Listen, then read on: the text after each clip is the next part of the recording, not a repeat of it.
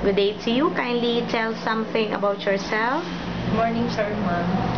I'm Bernardita Larisma. I'm 32 years old, and I'm married. I have 2 kids. One is boy and one is girl. Okay. I took up BS Financial Accounting here in Manila. Okay, so how about working as a domestic helper? Do you have an experience? Yes, I had an experience here in Philippines. I took care of babies since birth, and Okay, so as I have seen in your bio data that you had also an experience taking care of 5-year-old child, is that right? yes, ma'am. Okay, so can you tell us what was your daily routine from your previous employer?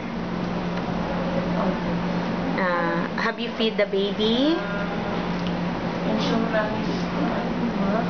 Are you the one who feed the baby? Yes. Give them food? Yes, ma'am. Okay, how about doing bathing? Can you do also? Yes, ma'am.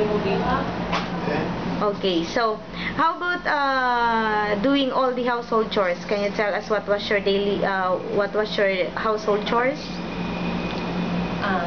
I know how to cook, to clean the house, and everything. Okay, so how about taking care of elderly person? Can you also do it by yourself? Yes, ma'am. Okay, so how about doing marketing job? Can you go to the market by yourself? Yes, ma'am. Okay, so if ever that you will be hired in Hong Kong, who will be the one to take care of your children? My husband and my grandmother-in-law.